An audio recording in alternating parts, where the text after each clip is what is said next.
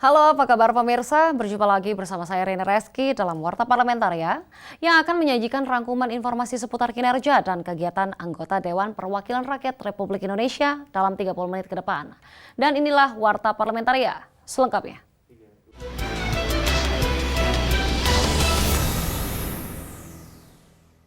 Dalam pembahasan RUU Sistem Keolahragaan Nasional atau SKN, Komisi 10 DPR RI mendorong cabang olahraga asli Indonesia dapat masuk dalam ajang internasional. Hal ini membangun kebanggaan bagi Indonesia.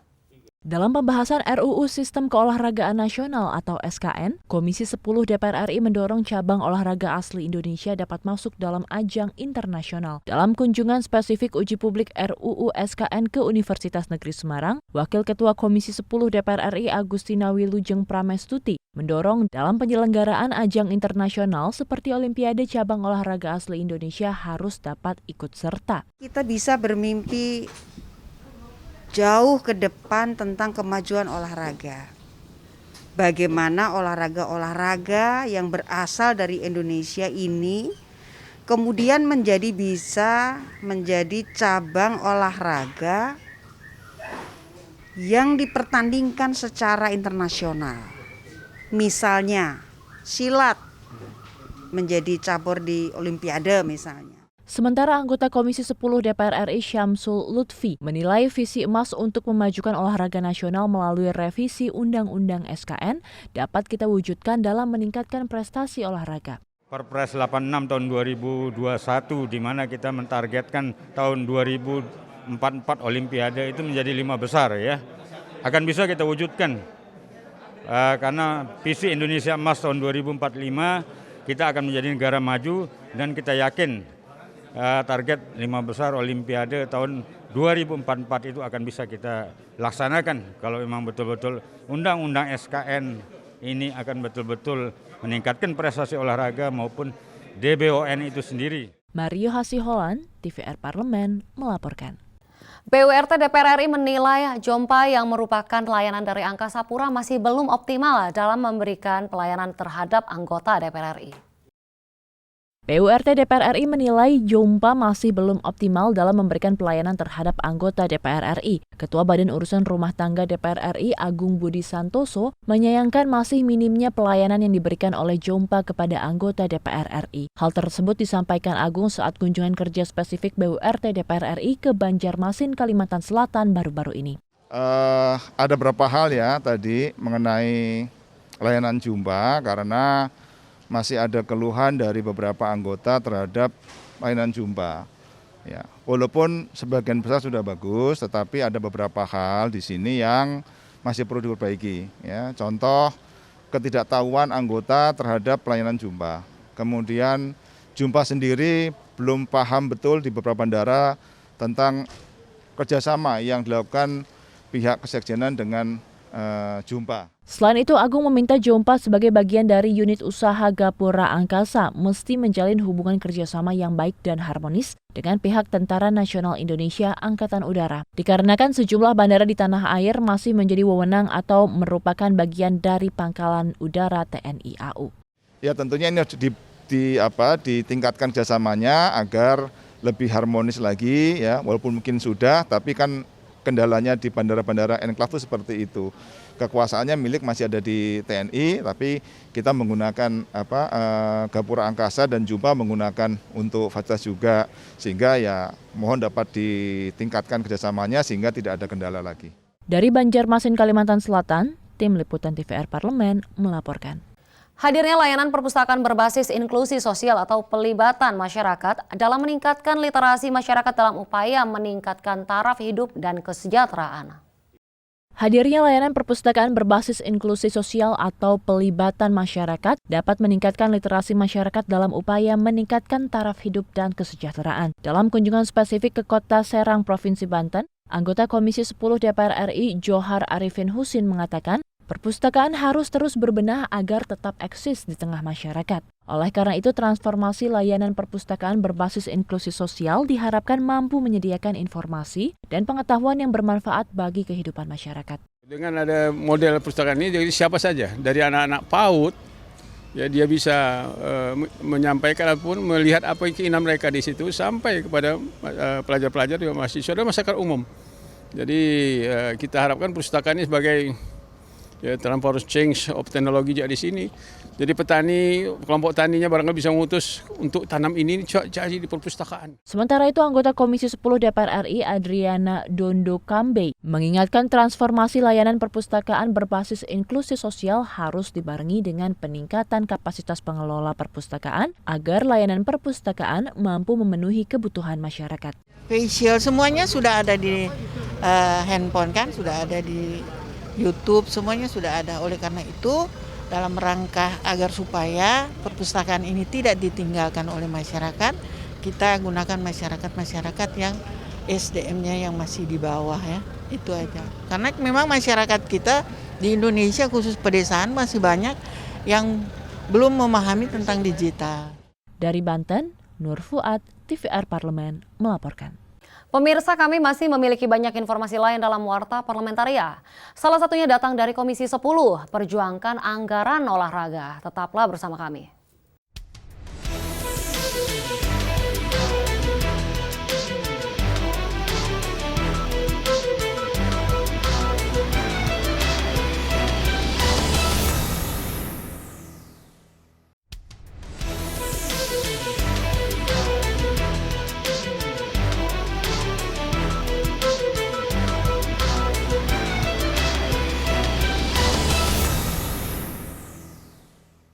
Komisi 10 konsisten memperjuangkan anggaran olahraga. Untuk itu, akan ada komunikasi lebih lanjut dengan pemerintah untuk mengupayakan mandatory spending dari APBN demi meningkatkan prestasi atlet Indonesia.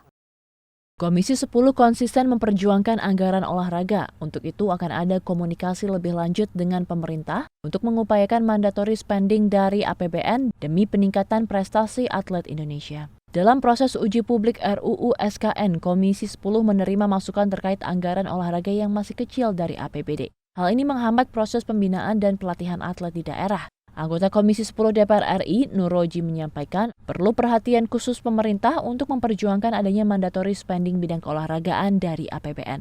Kalau pemerintah daerahnya sangat concern dengan olahraga, tentu dana olahraganya APBD-nya tinggi. Tapi kalau dari pusat semua, ya dalam kondisi seperti ini apalagi ya sangat terbatas ya. Maka itu tadi yang diminta dari teman-teman cabur ini adalah daerah juga harus menyiapkan anggaran. Nah, itu yang bisa bisa memajukan semua daerah. Secara tegas, Agus Deisegu menyampaikan prestasi olahraga mampu mengangkat harkat martabat bangsa Indonesia. Untuk itu, Agus berpendapat harus ada komitmen pemerintah memperjuangkan anggaran nasional di daerah. Perda olahraga. Ini kaitan pendanaan 2% juga. Uji publik ini bisa mencantumkan dalam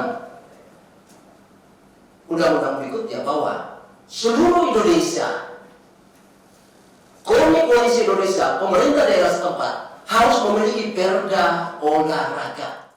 Dari Bali, Amita Pradita, TVR Parlemen melaporkan.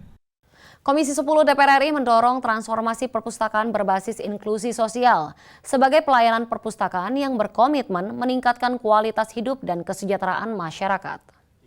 Komisi 10 DPR RI mendorong transformasi perpustakaan berbasis inklusi sosial sebagai pelayanan perpustakaan yang berkomitmen meningkatkan kualitas hidup dan kesejahteraan masyarakat. Anggota Komisi 10 DPR RI Ferdiansyah menyampaikan perpustakaan harus mampu mendorong inovasi dan kreativitas masyarakat, serta potensi literasi masyarakat sesuai dengan kebutuhan setempat. Menurutnya, perpustakaan harus berkontribusi nyata pada penambahan pendapatan keluarga dan masyarakat melalui sejumlah kegiatan kreasi yang diselenggarakan setiap daerah. Khusus bagi kebutuhan milenial yang lebih condong dengan kebutuhan audiovisual, perpustakaan tidak boleh tinggal diam. Akses digital seperti aplikasi dan buku-buku digital harus tersedia agar generasi muda tetap lekat dengan budaya membaca. Selain itu, kolaborasi untuk menjalankan gerakan literasi dan memperkuat peran perpustakaan sebagai jantung pendidikan di negeri ini, Ferdiansyah mendorong perpustakaan tidak hanya mengandalkan APBN dan APBD dalam menyediakan bahan bacaan bagi masyarakat. Dana filantropis bisa diberdayakan termasuk juga CSR dari berbagai perusahaan yang perlu digali untuk mendukung gerakan literasi makin kuat. Yang di bidangnya inklusi sosial, walaupun sekarang pemerintah Kota Cimahi sudah punya namanya Perda tentang perusahaan. Nah inilah apalagi zaman sekarang juga perlu dilakukan kolaborasi, termasuk diantaranya terkait dengan digitalisasi yang nanti akan mendukung daripada kegiatan-kegiatan inklusi sosial tersebut.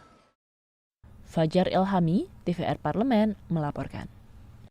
Pansus RUU Ibu Kota Negara atau IKN DPR RI menilai rencana pemerintah terkait pemindahan ibu kota perlu mengkaji secara jelas mengenai penyelesaian masalah pertanahan di wilayah IKN.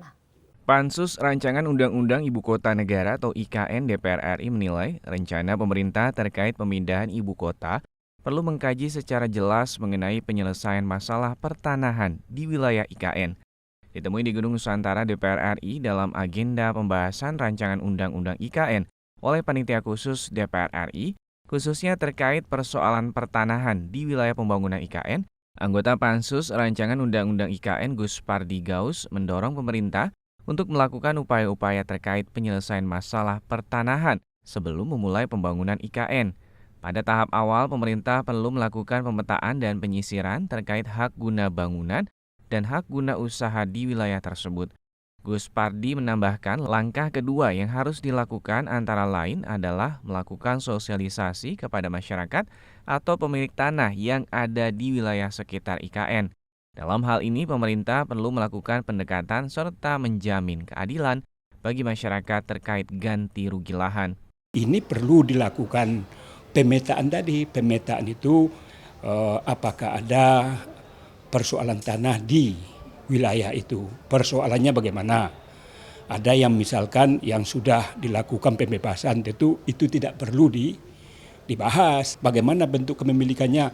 Ada yang merupakan hak milik yang dimiliki oleh masyarakat. Tentu ini perlu dilakukan sosialisasi. Kemudian dilakukan pendekatan. Harus dilakukan ganti untung, bukan ganti rugi. Vinita dan Aang, TVR Parlemen, melaporkan. Pemirsa TV Parlemen, jangan kemana-mana karena kami masih memiliki banyak informasi lain dalam Warta Parlamentaria yang menunggu Anda setelah jeda berikut ini.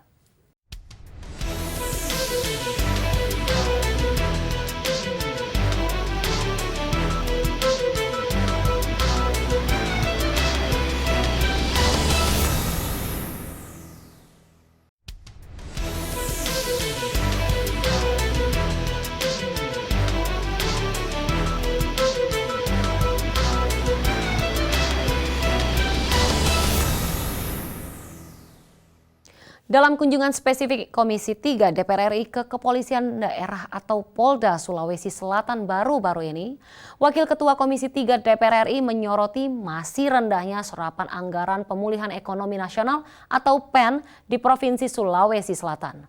Dalam kunjungan spesifik Komisi 3 DPR RI ke Kepolisian Daerah atau Polda Sulawesi Selatan baru-baru ini, Wakil Ketua Komisi 3 DPR RI menyoroti masih rendahnya serapan anggaran pemulihan ekonomi nasional atau PEN di Provinsi Sulawesi Selatan. Pangeran Hairul Saleh mengungkapkan serapan anggaran untuk pemulihan ekonomi nasional di Provinsi Sulawesi Selatan hingga saat ini baru mencapai 18%. Adanya ketakutan pemerintah provinsi maupun pemerintah kabupaten kota untuk menggunakan anggaran dinilai menjadi salah satu penyebabnya. Oleh karena itu, Pangeran mendorong Polda Sulawesi Selatan dapat memberikan pendampingan agar penyerapan anggaran terkait dengan pemulihan ekonomi bisa maksimal serta tepat sasaran. Polda Sulawesi Selatan bisa memberikan asistensi atau pendampingan terhadap pemerintah provinsi agar jangan sampai penyerapan anggaran ini di bawah dari 50%. Sementara itu, anggota DPR RI Amir Uskara mengapresiasi jajaran Polda Sulawesi Selatan yang telah ikut dalam penanggulangan COVID-19 dan juga pemulihan ekonomi nasional. Menurutnya, selain pendampingan, Polda Sulawesi Selatan dapat memberikan edukasi kepada seluruh jajaran pemerintah daerah setempat dalam rangka program pemulihan ekonomi. Saya kira sesuatu yang sangat kita sayangkan. Makanya tentu sekali lagi saya mengapresiasi apa yang sudah dilakukan oleh jajaran Polda Sulawesi Selatan dan juga meminta supaya pendampingan terhadap pemerintah daerah terutama untuk percepatan penyerapan anggaran ini bisa dilakukan. Dari Provinsi Sulawesi Selatan, Alfat TVR Parlemen melaporkan. Komisi 6 DPR RI mengimbau Kementerian Perdagangan mengantisipasi kenaikan harga kebutuhan pokok jelang Natal dan Tahun Baru. Komisi 6 DPR RI menghimbau Kementerian Perdagangan mengantisipasi kenaikan harga kebutuhan pokok jelang Natal dan Tahun Baru. Komisi 6 menilai pengendalian inflasi bisa dilakukan dengan memonitoring ketersediaan pasokan dan stabilisasi harga, terutama untuk kebutuhan saat ini mengalami tren kenaikan, seperti minyak goreng, telur, daging ayam ras, dan cabai merah. Selain itu, pemerintah juga perlu mengantisipasi aksi penimbunan yang kerap dilakukan oknum pedagang beras. Anggota Komisi 6 DPR RI Nasim Khan mengatakan, konsumsi dan belanja saat Natal dan Tahun Baru diperkirakan meningkat sehingga dapat mendorong kenaikan inflasi. Kebijakan pengendalian inflasi menurutnya tidak hanya fokus pada upaya pengendalian harga, namun juga diarahkan pada upaya untuk memastikan terjaganya daya beli melalui penguatan perlindungan sosial dan dukungan pada usaha mikro, kecil, dan menengah. Untuk itu dibutuhkan konsolidasi, koordinasi, dan sinergi dari semua pihak dalam menjaga kestabilan harga bahan-bahan pokok agar laju inflasi jelang Nataru dapat ditekan. Kami berharap tetap pantauan dari Kementerian Perdagangan melalui koordinasi dari seluruh stakeholder dan juga pemerintahan eksekutif dari provinsi sampai kabupaten untuk memonitoring, jangan sampai juga ada pelonjakan harga.